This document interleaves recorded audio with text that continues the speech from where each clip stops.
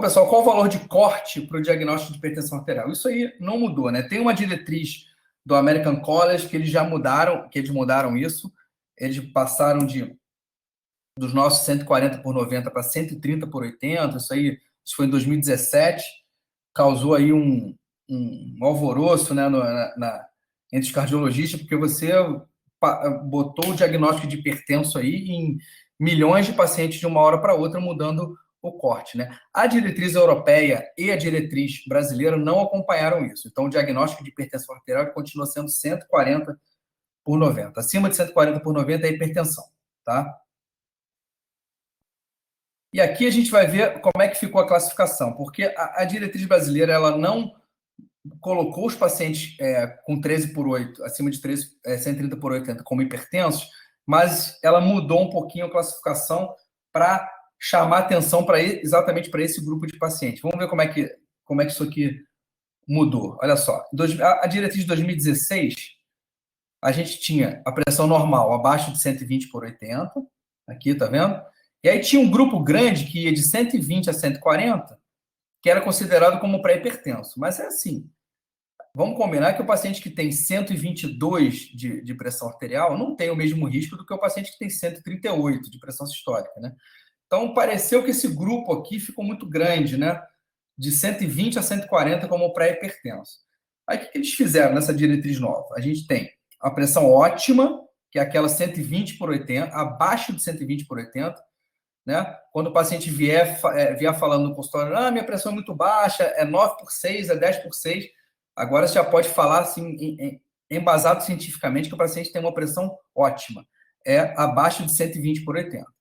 Temos a pressão normal, que é de 120 a 129 de sistólica, e de 80 a 84 sistólica, é o normal. E os pré-hipertensos, que agora ficou uma coisa que condiz mais com o risco cardiovascular, né? Os pré-hipertensos são aqueles entre 130 e 139 de sistólica e 85 a 89 de diastólica. Esses pacientes realmente têm um risco maior de doença cardíaca. O risco já começa a avançar um pouco mais nesse grupo de pacientes. E os estágios de hipertensão, eles permaneceram iguais, né? Você vai aumentando acima de 140 de sistólica é hipertensão, e aí de 20 em 20 você tem estágio 1, 140, estágio 2, 160, estágio 3, 180, e a diastólica aumenta de 10 em 10. 90 a 99, estágio 1, 100 a 109, estágio 2, acima de 110, estágio 3. Tá? E a gente vai ver que os estágios também alteram um pouquinho como a gente vai tratar, né? A gente vai começar a tratar com os pacientes estágio 2 e principalmente estágio 3 direto com combinação de drogas, né? Então, o estagiamento é interessante para você aferir o risco do paciente, né? Quanto pior a hipertensão, maior é o risco, e para a gente também já ter alguma diretriz aí de como é que a gente começa tratando o paciente, que não vai adiantar o paciente que tem 18 de sistólica você começar com clortalidona, com 12,5 de hidroclorotiazida, que não vai adiantar nada. Então, esse estagiamento tem essas duas funções, né? Direcionar o tratamento e estagiar o risco do cardiovascular desse paciente também. Falar um pouquinho dos casos duvidosos, pessoal. Como é que a gente conduz os pacientes que a gente fica na dúvida, né? Quais são esses casos duvidosos? A hipertensão do avental branco, né? Hipertensão do jaleco branco, que é o paciente que tem aferições no consultório mostrando hipertensão e outras extraambulatoriais mostrando normotensão. Aquele paciente que anota a pressão, tem um aparelhinho, por isso que é interessante o aparelho digital, né? O paciente tem lá o aparelho digital com todas as aferições normais. Aí chega no consultório, 15, 16, está hipertenso. Isso aí pode acontecer em 20% dos casos, né? Esses pacientes têm um risco maior de desenvolver hipertensão no futuro, mas eles não são classificados como hipertensos, né? A gente tem que fazer essa distinção aí, tem que suspeitar que isso pode estar acontecendo e fazer essa distinção dos que são realmente hipertensos e dos que estão com uma aferição no consultório de hipertensão, mas no dia a dia eles são normotensos, né? Pacientes que apresentam mais hipertensão do avental branco, jovens e idosos, mulheres, né? Paciente que tem um relato de pressão normal aferido em casa, Isso aqui é muito importante, que a diretriz bate muito nisso aqui. Paciente com hipertensão estágio 1 no consultório e com ausência de lesões de órgão-alvo, né? Não. Com hipertensão estágio 1 no consultório ou pacientes que são hipertensos, que estão com hipertensão no consultório, mas não tem lesão de órgão-alvo. Você faz os exames, tudo normal, e o paciente está sempre hipertenso. Tem que suspeitar que aquilo pode ser hipertensão de jaleco branco. Mas principalmente paciente com hipertensão estágio 1, aquele paciente lá que você mediu a pressão, está lá 140 por 90, 145 por 85. Será que esse paciente realmente é hipertenso? Ou ele está maximizando aqui os valores da pressão no consultório? A gente tem que fazer o diagnóstico diferencial. E o diagnóstico diferencial para esses casos é a MAPA, a monitorização ambulatorial da pressão arterial, ou a MRPA, que a nova diretriz também chama muito atenção, dá muito crédito para monitorização residencial da pressão arterial. A gente vai ver qual é a diferença entre eles mais para frente, tá? E o efeito do avental branco é o paciente que agrava, já é hipertenso, mas ele agrava a hipertensão no consultório, tá? O contrário também pode acontecer.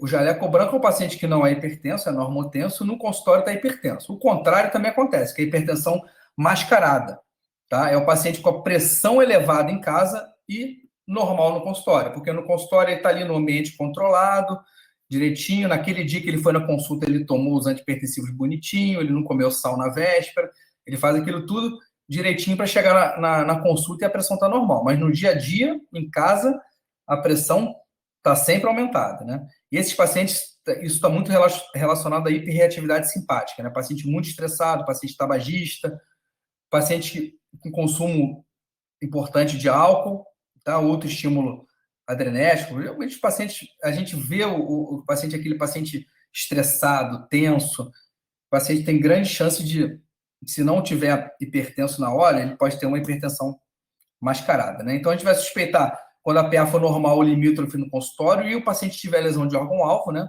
Vai pedir um eco, tem hipertrofia ventricular, mas a pressão do paciente é normal no consultório. Você já suspeita que aquilo ali pode ser uma hipertensão mascarada. Paciente com história familiar importante de hipertensão, alto risco cardiovascular. E muitas vezes o paciente já relata que muitas vezes o paciente procura o cardiologista, o clínico, porque ele fez uma medida em algum lugar fora do consultório, em casa, no trabalho, que deu hipertensão arterial. Então, se esse paciente tem esse relato, chegou normotenso no consultório, você pode duvidar, pode achar que aquilo ali é hipertensão mascarada, e o diagnóstico também é MAPA ou MRPA. Tá? O risco de lesão de órgão-alvo é semelhante aos hipertensos clássicos. Na verdade, esse paciente é um hipertenso clássico com essa nuance aí de você, em algumas vezes, não conseguir pegar essa pressão arterial aumentada no consultório. Tá, vamos falar um pouquinho, então, pessoal, da medida da pressão arterial fora do consultório. Falamos bastante aí da medida da pressão arterial no consultório, né?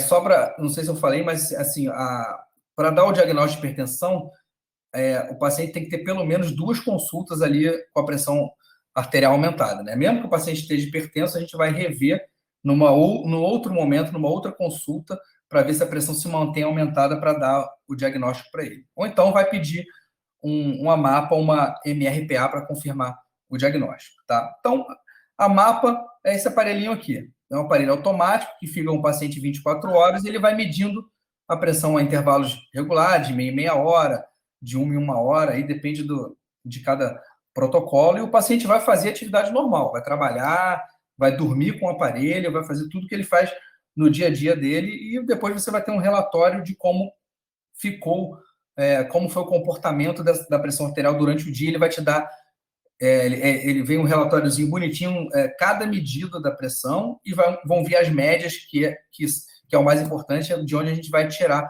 o diagnóstico, tá? Então, estão vendo aqui que os valores são mais baixos do que a pressão do consultório. Exatamente por isso, porque o paciente no consultório, a pressão é sempre um pouco mais elevada aí do que fora do consultório. Então, a média da pressão na MAPA, 13/8, acima de 13/8 ou mais é hipertensão. A média da vigília, né, que ele tira o período noturno, faz só da vigília 135/85. E O sono, se ele pegar só o sono, for acima de 120/70, ou se tiver uma queda da média menor que 10%, ou ausência de queda ou elevação, a gente também pode dar o diagnóstico de hipertensão aí para esse paciente, tá? Então, lembrar isso, a gente precisa, isso é coisa mais do especialista, não precisa decorar, mas saber que a gente tem a MAPA, tem esse recurso para os casos duvidosos. Em algumas diretrizes, não sei se é europeia, mas em alguns países, tipo Reino Unido, você é obrigado a fazer a MAPA para poder dar o diagnóstico de hipertensão arterial. Então, não é um exame para ser feito em casos excepcionais, não é um exame de rotina. Se você tiver dúvida do diagnóstico de hipertensão, fazer a monitorização ambulatorial da pressão arterial, tá?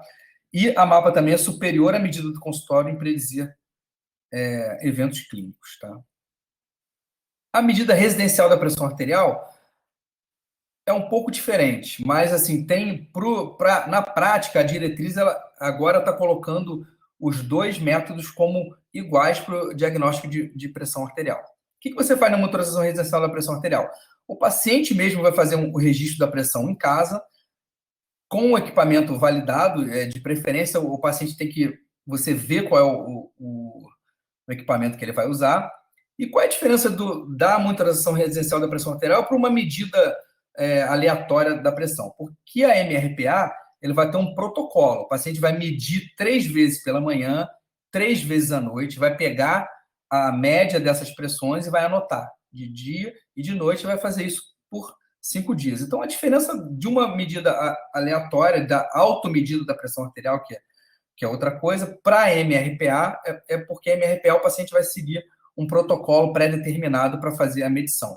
Mas tem um bom valor diagnóstico aí, a diretriz de 2020 coloca ela junto com a MAPA, com exceção de algumas coisas que a MAPA é melhor, mas assim, para o diagnóstico geral de hipertensão é a mesma coisa. E os valores anormais são médias acima de 130/80 ou mais.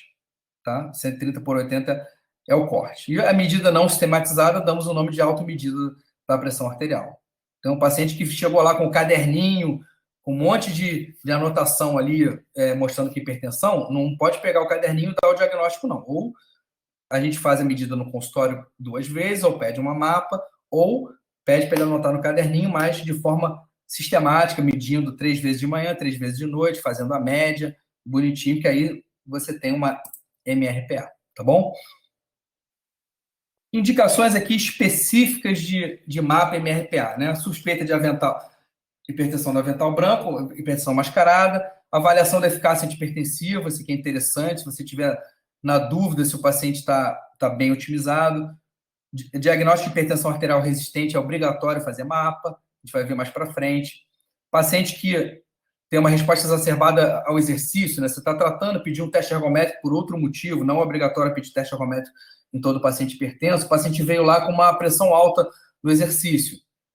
Aí, você pode confirmar isso aí, vale a pena pedir uma MAPA para ver se esse paciente realmente, quando ele faz alguma atividade física, ele tem, a pressão sobe, se foi só naquele momento ali do teste de esforço, né? Paciente que sintoma sugestivo de hipotensão, a MAPA também é interessante, o paciente pode estar fazendo hipotensão postural, né? Aqui, avaliação da pressão durante o sono. Então, são vários diagnósticos aí. O que a gente tem que ter em mente aqui é um exame que é para pedir de rotina, tá? Que não... Qualquer dúvida do diagnóstico de pressão arterial, o ideal, o certo, é você confirmar com uma medida fora do consultório, com a MAPA ou com a MRPA, tá? Qual é a diferença de uma para outra? A MAPA tem um custo mais elevado, você tem uma menor disponibilidade, pode ser desconfortável. Muitos pacientes reclamam, né? Reclamam porque fica ali o dia inteiro com o braço medindo a pressão, é realmente chato. Mas você tem leituras noturnas, você mede a pressão do paciente no dia a dia dele normal, né? Porque na MRPA o paciente tem que parar, medir a pressão, não é aquela coisa do dia a dia, né? Então, algumas vantagens e desvantagens. No final das contas, a MAPA é melhor, né? A mapa você vai medir ali de forma sistemática, uma coisa automática, e você vai ver o paciente no dia a dia, é melhor. Mas a MRPA tem o seu espaço aí, principalmente no sistema público, né, que a gente não vai poder pedir mapa para todo mundo, então você podendo fazer uma MRPA é melhor do que você ficar só com o seu diagnóstico do consultório, tá? Então, pessoal, aqui são os fenótipos aqui, né, que a diretriz chama dos fenótipos da pressão arterial, de acordo com a medida do consultório e com a mapa, né? Então, se no consultório é normal, na mapa é normal, hipertensão controlada, né? Se no consultório é hipertensão, na mapa é normal, hipertensão do avental branco. Se está anormal nos dois, a hipertensão não está controlada. E se ela está normal no consultório e está anormal na mapa, no dia a dia, né, na mapa, hipertensão mascarada. Para a gente terminar, pessoal, como é que é a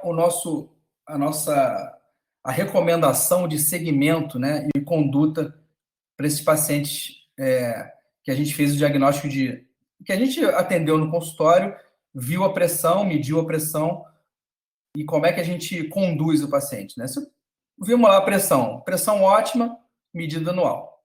PA normal, medida anual. Pré-hipertensão, por isso que é importante aqui a gente delimitar bem o pré-hipertenso, tá? Pré-hipertensão, a gente pode considerar hipertensão mascarada, a gente vai ter que ver outras coisas, né? Conversar com o paciente, analisar outros fatores, mas é um paciente que a gente pode considerar fazer mapa no paciente pré-hipertenso, tá? No paciente hipertensão estágio 1 e 2, se a gente ficar na dúvida também, a diretriz diz para a gente considerar mapa ou MRPA também. Vem aqui, pré-hipertensão, hipertensão estágio 1 e 2, o ideal é você tirar a dúvida fazendo uma mapa. Se o paciente tem hipertensão estágio 3, aí não tem dúvida, né? Diagnóstico de hipertensão, inicia o tratamento, se tem uma emergência ou urgência hipertensiva, aí o tratamento de emergência, né? Encaminhar o paciente para o serviço de emergência.